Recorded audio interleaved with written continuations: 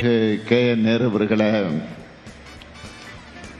நாகை நாடாளுமன்ற உறுப்பினர் செல்வராஜ் அவர்களே, இந்திய கம்யூனிஸ்ட் கட்சியினுடைய மூத்த தலைவர், சட்டமன்றத்தினுடைய முன்னாள் உறுப்பினர் அன்புக்குரிய பழனிசாமி அவர்களே, பெருந்திரளாக திரண்டிருக்கக்கூடிய கூட்டணி கட்சிகளின் மாவட்ட செயலாளர்களே, தோழமை கட்சிகளைச் சார்ந்த தோழர்களே,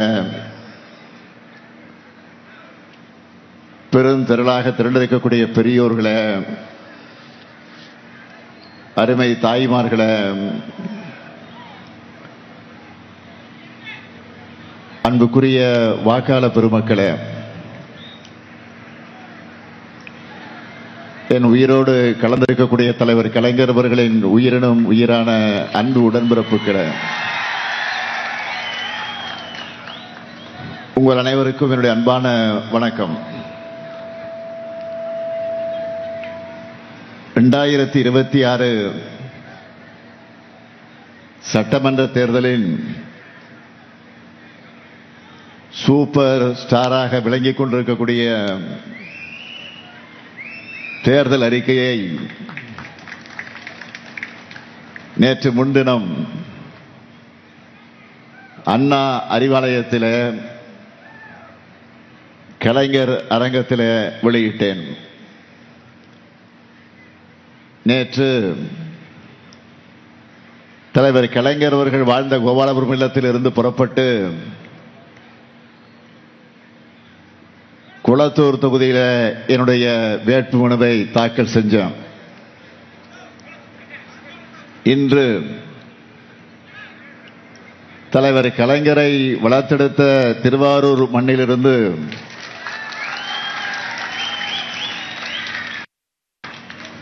திராவிட முன்னேற்ற கழகத்தின் தலைமையில் அமைந்திருக்கக்கூடிய மதச்சார்பற்ற முற்போக்கு கூட்டணியின் வெற்றிக்கான பிரச்சாரத்தை பரப்புரையை தொடங்குகிறேன். திருவாரூர்னா அது திமுக ஊர். அதனால நான் இங்கிருந்து தொடங்குகிறேன். இங்க மேடையில நிற்கிற இவங்க உங்களுடைய நன்மதிப்பை வாக்குகளாக பெற்று எம்எல்ஏக்களாக 17வது சட்டப்பேரவைக்குள்ள நுழைய போற நம்முடைய வெற்றி வேட்பாளர்கள். திருவாரூர் சட்டமன்ற தொகுதியை பொறுத்தவரை திருவாரூர் மக்களோட ஒவ்வொரு வீட்டிலையும் நல்லா அறிமுகமான,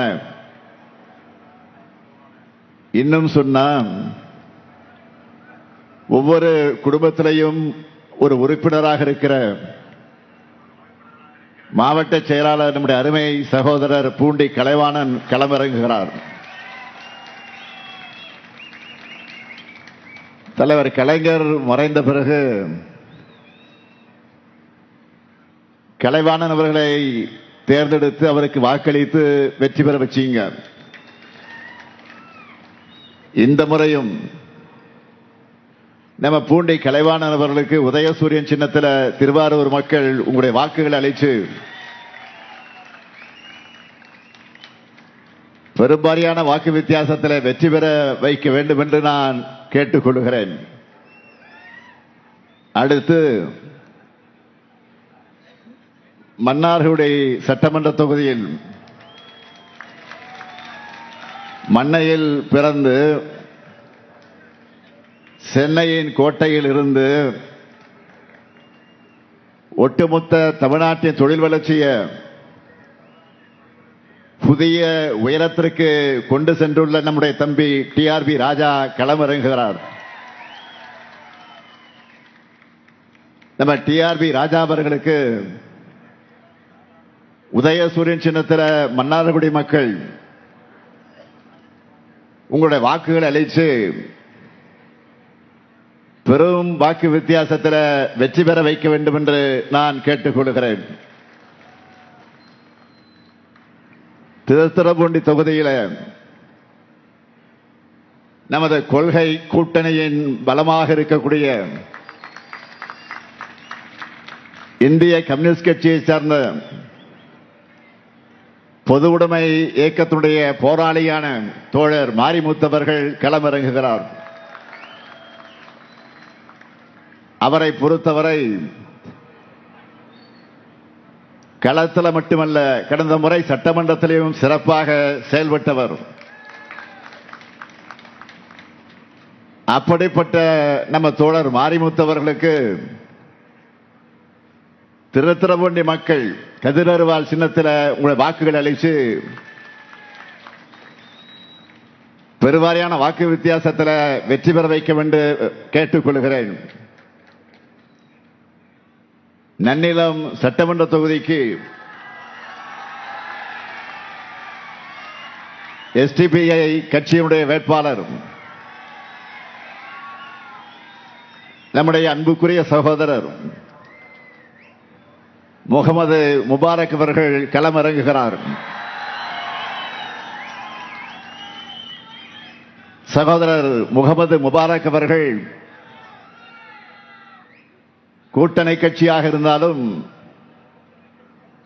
உதயசூரியன் சின்னத்தில் போட்டியிடுகிறார். நம்மில் ஒருவர்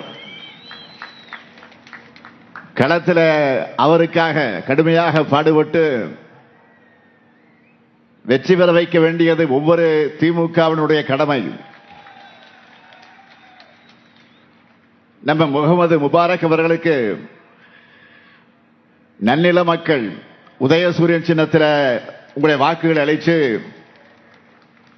பெரும் வாக்கு வித்தியாசத்தில் வெற்றி பெற வைக்க வேண்டும் என்று நான் கேட்டுக் கொடுக்கிறேன். இந்த 4 பேரையும் உங்களுடைய பிரதிநிதிகளாக உங்களுடைய குரலா சட்டமன்றத்தில் ஒலிக்க உங்களின் பொன்னான வாக்குகளை நீங்க வழங்கணும். நான் உங்க வீட்டு பிள்ளை. நான் இந்த மண்ணின் மைந்தன். இன்னும் சொன்னா தலைவர் கலைஞரின் மகன். உங்களால் உருவாக்கப்பட்ட இந்த முத்துவேல் கருணாநிதி ஸ்டாலின் அன்போடும் உரிமையோடும் கேட்கிறேன், வெற்றி உறுதியா? இந்த 4 பேருக்கும் நீங்கள் தரப்போவது வெற்றி, அது உறுதியா? கேட்கல, கொஞ்சம் சத்தமா. வெற்றி உறுதியாயிடுச்சு. வேட்பாளர்கள் உட்காரலாம், சீட்டில் உட்காரலாம். இப்போ நீங்க சொன்ன உறுதி மாதிரியே நேற்று மாலை கொள்கை உறவா நம்மோடு இணைந்திருக்கக்கூடிய கூட்டணி கட்சி தலைவர் அனைவரையும் அண்ணா அறிவாலயத்திற்கு அழைத்து அவர்களோடு கலந்து பேசி வெல்வோம் ஒன்றாக என்று உறுதி எடுத்திருக்கிறோம். அதை முடிச்சிட்டு தான் திருவாரூருக்கு வந்திருக்கிறேன். திருவாரூர் பேரே அழகு. அதைவிட திருவாரூர் தேர் பேரழகு. நேற்று முன்தினம்தான் திருவாரூர் தேரோட்டம் கம்பீரமாக நடந்து முடிஞ்சிருக்கு. இன்னமும் கூட அந்த உற்சாகத்தை உங்ககிட்ட பார்க்க முடியுது. அப்படிப்பட்ட புகழ்பெற்ற ஆழித்தேர் 1948க்கு பிறகு 22 ஆண்டுகள் ஓடாம இருந்துச்சு. திருவாரூர்ல வளர்ந்து திருவாரூரை வளர்த்தெடுத்த தலைவர் கலைஞர் அவர்கள் தேர் செல்லக்கூடிய பாதையை செப்பனிட்டு 1970 ஆழித்தேரை ஓட வைத்த தலைவர் நம்முடைய தலைவர் கலைஞர் அவர்கள். எப்பெல்லாம் ஆட்சியில் இருந்தோமோ அப்பெல்லாம் திருவாரூருக்காக நிறைய செஞ்சிருக்கிறோம். அதை சுருக்கமாக சொல்ல வேண்டும் என்றால், ஏன் திருவாரூர் மாவட்டத்தை உருவாக்கினதே நம்முடைய முத்தமிழறிஞர் கலைஞர் அவர்கள் தான். ஆட்சியர் அலுவலகம், நீதிமன்ற அலுவலகம், நகராட்சி கட்டடம், மாவட்ட காவல் அலுவலகம், புதிய பேருந்து நிலையம், இப்படி எல்லாவற்றையும் அமைத்தவர் தலைவர் கலைஞர். திருவாரூர்ல தமிழ்நாடு மத்திய பல்கலைக்கழகம், 2010 மருத்துவக் கல்லூரி, மன்னார்குடியில அரசு கலைக்கல்லூரி, பாமணி உர தொழிற்சாலை, மாவட்டம் முழுக்க குடிநீர் வசதி. இங்க இருக்கிற நம்முடைய டிஆர் பாலவர்களுடைய முயற்சியால செம்மொழி எக்ஸ்பிரஸ் உட்பட 5 புதிய ரயில் வந்துச்சு. மண்ணையிலிருந்து திருப்பதிக்கு எக்ஸ்பிரஸ் விட்டதும் கழகத்தோட முயற்சியால தான். இவற்றோட தொடர்ச்சியா நம்ம திராவிட மாடல் ஆட்சியில திருவாரூர் மாவட்டத்தில் உள்ள பல்வேறு தொகுதிகளுக்கு செஞ்சு தந்திருக்கக்கூடிய திட்டங்கள் ஏராளமாக இருக்கு. நேரத்தின் அருமையை கருதி ஹைலைட்டா சிலவற்றை மட்டும் சொல்ல விரும்புகிறேன். திருவாரூர் நகராட்சியில கலைஞர் பேருந்து நிலையம் மற்றும் காய்கனி அங்காடி, மன்னார்குடி நகராட்சியில பெருந்தலைவர் காமராஜர் பேருந்து நிலையம், திருவாரூர் மாவட்டம் நன்னிலம், மன்னார்குடி, திருத்துறைப்பூண்டி, கோட்டூர், திருவாரூர், கொரடாச்சேரி ஆகிய 6 ஒன்றியங்கள் இருக்கிற குடியிருப்புகளுக்கு கொள்ளிடம் ஆற்றின் நீரை ஆதாரமாக கொண்டு கூட்டு குடிநீர் திட்டம், சிப்கா தொழில் வளாகம், முத்துப்பேட்டையில மீனிறங்கு தளம், திருத்துறைப்பூண்டியில் அவசரகால மகப்பேறு, பச்சிளங்குழந்தை பராமரிப்பு மையம், தினசரி காய்கறி அங்காடி, நீடாமங்கத்தில் தீயணைப்பு மீட்பு பணி கட்டடம், அறிவுசார் மையம், கூத்தாநல்லூர் வட்டத்தில் அரசு கலை மற்றும் அறிவியல் கல்லூரி, நன்னில வட்டம் வண்டாம்பாலை கிராமத்தில் அரசு தொழிற்பயிற்சி நிலையம், 328 பழமையான திருக்கோயில்களுக்கு குடமுழுக்கு. இதெல்லாம் நாம செஞ்சிருக்கக்கூடிய சாதனைகள்ல சிலது மட்டும்தான் குறிப்பிட்டிருக்கிற. இப்போ நடந்து கொண்டிருக்கக்கூடிய பணிகள்ல முக்கியமான சிலவற்றை மட்டும் குறிப்பிட்டு சொல்லணும்னா, மன்னார்குடி கூத்தாநல்லூர் வட்டங்கள்ல சிப்காட் தொழில் வளாகம், திருவாரூர் கூத்தாநல்லூர் நகராட்சிகள்ல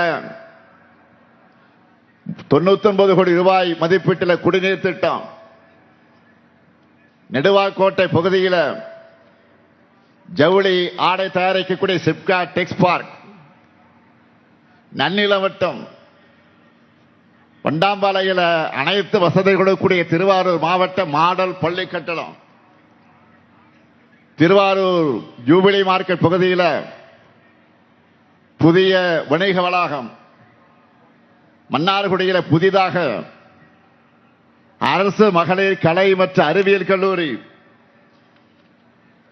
திருவாரூர் மாவட்ட ஆறுகள், வாய்க்கால்கள், வடிகால்களின் மதகுகள் 43 கோடி ரூபாயில புனரமைக்கக்கூடிய அந்த பணிகள், நன்னில வட்டம் பூந்தோட்டம் பகுதி மக்களுடைய நீண்ட நாள் கோரிக்கையை நிறைவேற்றுகிற வகையில் புறவழிச்சாலை அமைக்க நடவடிக்கை, பாரம்பரிய நெல் ரகங்களை பாதுகாக்க பாடுபட்ட நெல் ஜெயராமன் அவர்களுக்கு திருத்துறைப்பூண்டியில நினைவுச்சிலை அமைக்கக்கூடிய அந்த பணி, இப்படி நாள் முழுக்க என்னால சாதனைகளை மட்டும் பட்டியலிட்டு சொல்லிக்கிட்டே இருக்க முடியும். 2021 எங்க மேல நீங்களாம் நம்பிக்கை வச்சு ஆட்சி பொறுப்பை ஒப்படைச்சீங்க. முதலமைச்சரா நான் பொறுப்பேற்ற முதல் நாள்ல இருந்து பெண்கள் விடியல் பயண கட்டணமெல்லாம் பயணிக்க தொடங்கிட்டீங்களா இல்லையா? அதிமுக ஆட்சியில் சீரழிக்கப்பட்ட நிதி நிலைமையை ஓரளவு சரி செஞ்ச உடனே பெண்களுக்கு உரிமை தொகையாக 1000 ரூபாயை 31 லட்சம் கோடியே 1 கோடியே 31 லட்சம் பெண்களுக்கு கொடுக்க தொடங்கிட்டோமா இல்லையா? எல்லோருடைய அக்கவுண்ட்டுக்கும் 1000 ரூபாய் கரெக்டா வருதா இல்லையா? பள்ளி மாணவர்களுக்கு காலை உணவு திட்டம் தொடங்கணும். 19 லட்சம் மாணவர்கள் சூடா சுவையா சத்தான உணவை சாப்பிடுறாங்க. நம்ம வீட்டு பசங்க கல்வியில சிறந்து தலை சிறந்த வேலைகளை போய் பணிபுரியணும்னு அதற்காக தொடங்கின திட்டம் தான் நான் முதல்வன் திட்டம். அந்த திட்டம் இன்றைக்கு ஹிட் ஆகி 48 லட்சம் திறன் சான்றிதழ்களை அவங்க வாங்கியிருக்காங்க. இந்த திட்டத்தால எத்தனை ஐஏஎஸ் ஐபிஎஸ் உருவாகி இருக்காங்கன்னு நீங்க எல்லாரும் செய்திகள்ல பார்த்திருப்பீங்க, படிச்சிருப்பீங்க. அது மட்டும் இல்ல, சில குடும்பங்களுடைய சூழல் காரணமா சில பசங்களால படிப்பை தொடர முடியாத நிலை ஏற்படும். இனிமே அந்த நிலை நீடிக்க கூடாதுன்னு புதுமை பெண் திட்டத்தை உருவாக்கி மாணவிகளுக்கு 1000 ரூபாய் வழங்கணும். அதோட சக்சஸ் பார்த்து மாணவர்களுக்கும் மாதம் 1000 ரூபாய் வழங்குகிற தமிழ் புதுமை திட்டத்தை உருவாக்கணும். இப்படி நம்ம திராவிட மாடல் அரசு முத்திரை திட்டங்களை பற்றி நானும் பல மேடைகள்ல புள்ளி விவரங்களோட தொடர்ந்து சொல்லிக்கிட்டு இருக்கிறேன். இதனால பயனடைகிற மக்களை மனம் திறந்து ஊடகங்கள்ல வந்து பேசுறாங்க. இப்படி தொடர்ச்சியா ஜனவரி மாதம் தமிழர் திருநாள் என்று பொங்கல் பண்டிகையை மகிழ்ச்சி பொங்கலா கொண்டாட வேண்டும் என்று 3000 ரூபாய் வழங்கணும். டெல்டா பகுதியினால விவசாயிகள் ஏராளமா இங்க வந்திருக்கிறீங்க. இந்த உழவர் திருநாள் மகிழ்ச்சி பொங்கலா இருந்துச்சா? உங்களை தான் கேட்கிறேன். மகிழ்ச்சி பொங்கலாக இருந்துச்சா? நம்முடைய திட்டங்கள்ல ட்ரெண்ட் சென்டர்னா அதை கலைஞர் மகளிர் உரிமை திட்டம். நம்ம தமிழ்நாட்டை பார்த்து பல மாநிலங்களும் உரிமை தொகை வழங்க தொடங்கி இருக்கிறாங்க. ஆனா தேர்தலை காரணம் காட்டி இந்த உரிமை தொகையை நிறுத்த மத்தியில் இருக்கக்கூடிய ஒன்றியத்தில் இருக்கக்கூடிய பாஜக பிளான் பண்ணிச்சு. நாங்க சும்மா இருப்போமா? விடுத்துக் கொண்டோம். எங்களுடைய ஏழைகள் இருக்கக்கூடிய சுருக்கு பையிலிருந்து கூட காசை உருவுகிற திட்டம் போடுகிற பாஜகவுக்கு நம்ம திராவிட மாடல் நலத்திட்டங்கள் மூலமா மக்களுக்கு நேரடி பணப்பயன் கிடைக்கிறது எரியத்தான் செய்யும். யார் வயிறு எரிஞ்சா என்ன, மக்களுடைய மனசு நிறையணும். அது மட்டும்தான் என்னுடைய லட்சியம், என்னுடைய நோக்கம். அதனாலதான் பிப்ரவரி மாசமே 3 மாசத்துக்கான உரிமை தொகையை அட்வான்ஸா அத்தோடு சேர்த்து கோடைக்கால சிறப்பு நிதியா 2000 ரூபாய் சேர்த்து 5000 ரூபாயை வழங்கி இருக்கும். அது மட்டுமல்ல, சற்றேறக்குறைய 22 ஆண்டுகளாக அரசு ஊழியர்கள் போராடி கொண்டிருந்த கோரிக்கையான தமிழ்நாடு உறுதியளிக்கப்பட்ட ஓய்வூதிய திட்டத்தை உருவாக்கி செயல்படுத்தி இருக்கிறோம். இப்படி எல்லா வகையிலும் தமிழ்நாடு இன்றைக்கு டாப்ல வந்திருக்கு. இதுதான் பாஜக தலைமையிலே செயல்பட்டுக் கொண்டிருக்கக்கூடிய அதிமுக உள்ளிட்ட அடிமை கட்சிகளுக்கு எல்லாம் எரிச்சலை உண்டாக்கி இருக்கு. அதனால தமிழ்நாட்டை எப்படியாவது கலவர பூமியாக்கி விடலாம் என்று திட்டமிட்டு ஏராளமான போலி செய்திகளை தொடர்ந்து பரப்பி பார்த்தாங்க. கலவர வெறியோடு தெரிஞ்ச அவங்களுக்கு ஏமாற்றம் தான் மிஞ்சி இருக்கு.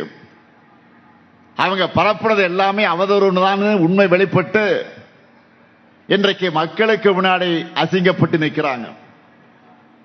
தமிழ்நாடு இன்று தலை நிமிர்ந்து இருக்குது. அந்த பெருமிதத்தோடு தான் தமிழ்நாட்டோட எதிர்கால வளர்ச்சிக்கான திட்டங்களோடு வாக்கு கேட்டு மக்களான உங்களை சந்திக்க உங்கள் ஸ்டாலின் இன்றைக்கு திருவாரூருக்கு வந்திருக்கிறேன். நேற்று முன்தினம் நான் வெளியிட்ட இந்த தேர்தல் அறிக்கை சூப்பர் ஸ்டார் என்று இதற்கு பெயரை சூட்டி இருக்கிறோம். ஆக நான் வெளியிட்ட இந்த தேர்தலுடைய சூப்பர் ஸ்டார் நம்ம தேர்தல் அறிக்கையை நீங்களாம் பார்த்தீங்களா? டிவியில பார்த்தீங்களா? பத்திரிகையில படிச்சீங்களா? என்னென்ன வாக்குறுதிகள் செய்திகள்ல எல்லாம் நீங்க கேட்டிருப்பீங்க. அதெல்லாம் வாக்குறுதிகள் மட்டும் இல்ல, திராவிட மாடல் 2.0 நிச்சயம் நிறைவேற்ற இருக்கக்கூடிய திட்டங்கள். அதுல முக்கியமானது இல்லத்தரசிகளுக்கு கூப்பன் வழங்கக்கூடிய திட்டம். எவ்வளவுக்கு கூப்பன் தர போறோம்? கேட்கல. 8000 ரூபாய்க்கு கூப்பன்.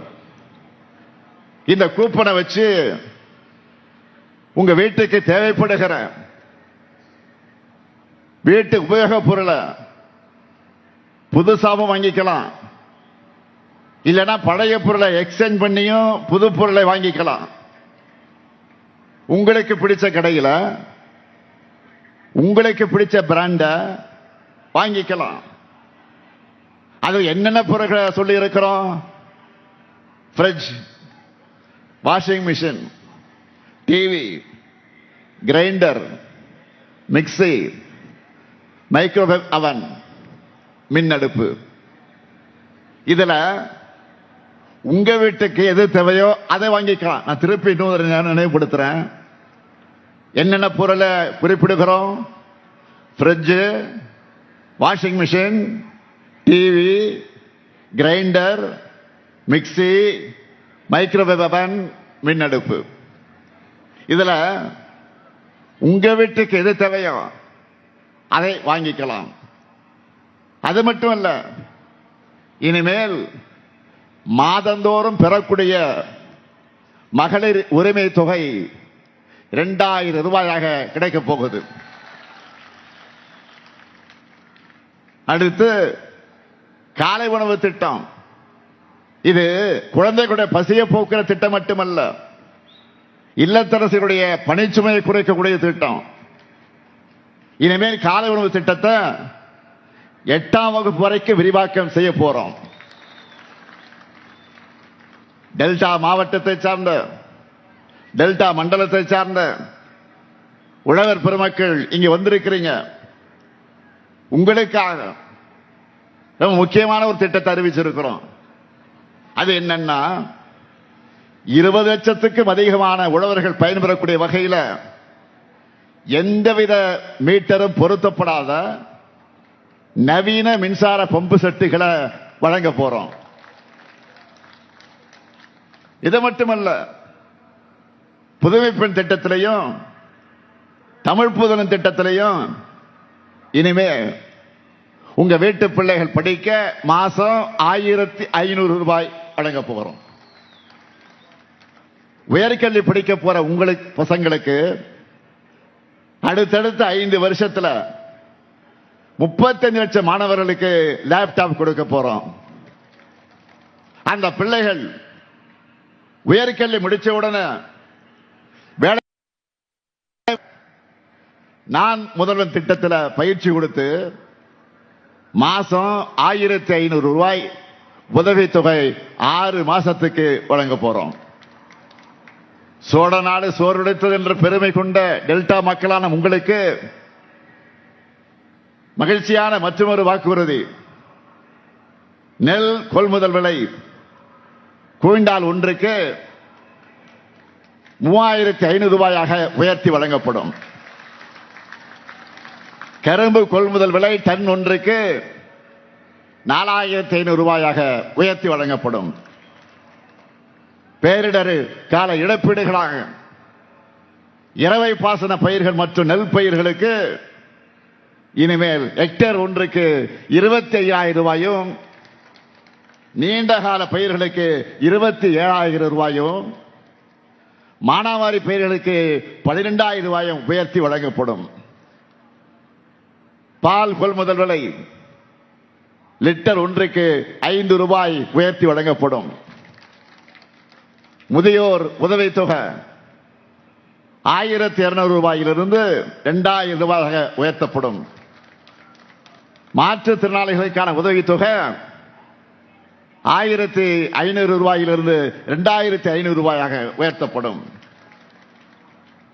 மீன்பிடி தடைகால சிறப்பு நிவாரண தொகை 8000 ரூபாயிலிருந்து 12,000 ரூபாயாகவும், மீன்பிடி குறைவுகால சிறப்பு நிவாரண தொகை 6000 ரூபாயிலிருந்து 9,000 ரூபாயாகவும் உயர்த்தி வழங்கப்படும். மகளிர் சுய உதவிக் குழு சகோதரிகளும் இங்க வந்திருப்பீங்க. சுய உதவிக் குழு உறுப்பினரா இருக்கக்கூடிய நீங்க இனி தொழில் முனைவரா உங்களை முன்னேற்றணும். பிணை எதுவும் இல்லாம 5 லட்சம் ரூபாய் வரை மானியத்தோடு வங்கி கடன் உதவி வழங்க போறோம். 10,000 புதிய பேருந்துகளை இயக்க போறோம். இன்னும் லிஸ்ட் பெருசா இருக்கு. இதுக்கெல்லாம் முத்தாய்ப்பா ஒரு மாபெரும் தொலைநோக்கு திட்டம் அறிவிச்சிருக்கிறேன். டெல்டா மாவட்டங்களுக்கான சிறப்பு வளர்ச்சி திட்டம். உறுதியா சொல்றேன், அடுத்த 5 ஆண்டுகள்ல டெல்டா பகுதிகளுக்கான உட்கட்டமைப்பு மாறப்போகுது. இப்படி தமிழ்நாட்டுடைய எல்லா பகுதிகளும் வளர்ச்சி காண்பதற்காக அடுத்த 5 ஆண்டிற்குள் 20,000 கோடி ரூபாய் அதற்காக ஒதுக்க போறோம். இவ்வளவு நேரம் சொன்னதெல்லாம் கொஞ்சம் தான். தேர்தல் அறிக்கை புத்தகத்தில் இன்னும் ஏராளமாக இருக்கு. நான் கலைஞருடைய மகன். சொன்னா சொன்னதை நிச்சயம் செய்வேன். அது மட்டுமல்ல, சொல்லாததையும் அதிரடியா செய்வேன். இது மக்களுக்கான, உங்களுக்கு மட்டும் இல்ல, நமக்கு எதிராக இருக்கக்கூடிய என்டிஏ கூட்டணிக்கும் தெரியும். 2011 2021 வரைக்கும் தமிழ்நாட்டை பாழாக்கி தலைகுனிய வச்ச அதிமுக 2014 இந்தியாவை மோசமான நிலைக்கு அழைச்சிட்டு போயிருக்கக்கூடிய பாஜகவிடம் சரணாகதி அடைஞ்சு ஒரு கூட்டணி அமைச்சிருக்கு. அந்த கூட்டணியில பாஜக கிளை செயலாளராக இருக்கிறார். அதிமுகவை அழிவுப்பாதையில் அழைச்சிக்கிட்டு போற திரு பழனிசாமி அவர்கள் பிஜேபியுடைய கிளை செயலாளராக இன்றைக்கு மாறி இருக்கிறார். இப்போ அவரு நம்ம தேர்தல் அறிக்கையை பார்த்து புலம்ப தொடங்கி இருக்கிறார். அது எந்த மாதிரி புலம்பல் தெரியுமா? நம்ம திட்டங்களான மகளிர் உரிமை தொகை, கனவு இல்லம், விடியல் பயணம் போன்ற திராவிட மாடல் திட்டங்களை காப்பி அடிச்சு அதிமுக தேர்தல் அறிக்கையில வெளியிட்ட அவரு நம்முடைய தேர்தல் அறிக்கையை பார்த்து காப்பி அடிச்சிட்டோம்னு புலம்புறார். பழனிசாமி அவருடைய அறிவுத்திறத்துக்கு சேக்கிழார் எழுதின கம்பராமாயணம் தொடங்கி பல எடுத்துக்காட்டுகள் இருந்தாலும் இப்ப புதுசா ஒரு எடுத்துக்காட்டு வந்திருக்கு. அவருக்கு எதை பற்றியும் புரிதல் கிடையாது, தொலைநோக்கு பார்வையும் இல்லை என்பதை தன்னுடைய உணர்வுகளால நிரூபிச்சுட்டு இருக்கிறார். அவருடைய உணர்வுகளே ஹைலைட் எது தெரியுமா? எப்படி உங்களுடைய திட்டங்களை நிறைவேற்றுவீங்க அப்படின்னு கேட்டா வரியை உயர்த்தி நிறைவேற்றணும்னு சொல்றார். பழனிசாமி அவர்களை மட்டும்தான் இப்படியெல்லாம் சிந்திக்க முடியும். அதனாலதான் அந்த அளவுக்கு பழனிசாமி அவர்களை ஈஸியா மிரட்டி தங்களுடைய அடிமை கூட்டணியில வச்சிருக்கு பாஜக. அந்த என்டிஏ கூட்டணிக்கு ஒரே ஒரு நோக்கம்தான், என்னது? தமிழ்நாட்டு வளர்ச்சியை தடுக்கணும், திராவிட மாடல் ஏற்படுத்தி இருக்கக்கூடிய இந்த வளர்ச்சியை அழிக்கணும். இதுதான் என்டியோட கூட்டணியின் நோக்கம். என்டியோட தலைமையா இருக்கிற பாஜகவுக்கு தமிழ்நாட்டில் நம்ம எதிர்க்கிறதுக்கு வலிமை இல்லைன்னு அதிமுக விலைக்கு வாங்கி இருக்கு. பொதுவா பாஜகவை பொறுத்த வரைக்கும் மக்களுக்கு நல்லது செய்யாது. ஆனா தேர்தல் வந்துடுச்சுன்னா கண்துடைப்புகளுக்காக பட்ஜெட்ல சில அறிவிப்புகளை கொடுப்பாங்க.